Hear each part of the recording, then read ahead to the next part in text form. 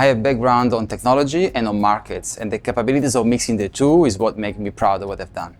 I'm Federico Di Credico. I'm the Chief Sustainability and Innovation Officer of ECT. What I've noticed the most in my career is that the clients are looking for a combination of what is sustainable, but also what makes sense in their context. Otherwise, there is no scalability.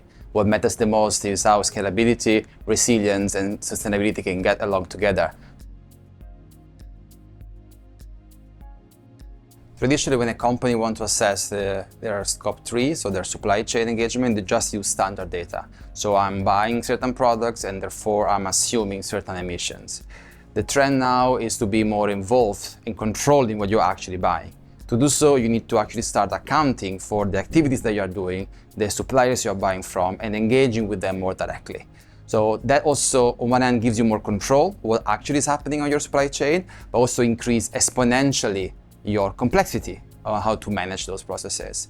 But of course, technology is coming handy now because through tools that give you activity-based controls on what's going on in your supply chain allows you on one hand to retain simplicity in how you manage your supply chain while also acting on specific points where the pains are, where the emissions are, where the controls and the efforts are the most required. Companies should first be aware of what the supply chain is, start incentivizing them, helping them, and together achieve their common goals. Achieving this ambition requires much more political games, much more engagement of different parties, much more alignment of interests, and this complexity needs to be managed, although it's very exciting and the opportunities are endless that comes with it.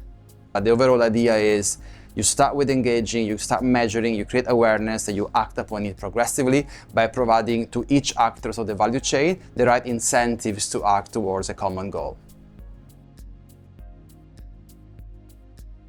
Innovation and sustainability for me are the same thing. Innovation in the sense of technology, in the sense of business models, in the way of working. So the only way to achieve a sustainable future is through innovative solutions. And that's true in general, and even more so in supply chain, where different actors are engaging with each other in a very complex and sophisticated way. And new business models alongside technologies allow us to think about new ways to achieve the common goals strategically and with the right resilience, which is essential to achieve the goals that we want to achieve. Net zero and sustainability are all about long-term. Think strategically, think about sustainability in the business context, think about resilience and engagement with your supply chain. It's all about making sure that your business is sustainable in the sense that it can thrive in the longer term. And that assumes checking who your actors are, how your supply chain works, how your value chain is defined. And it's not just about achieving short-term showcase sustainability goals, but more about how can I model my business model, how can I model my supply chain engagement to deliver value in the longer term. So long-term, resilience, and value.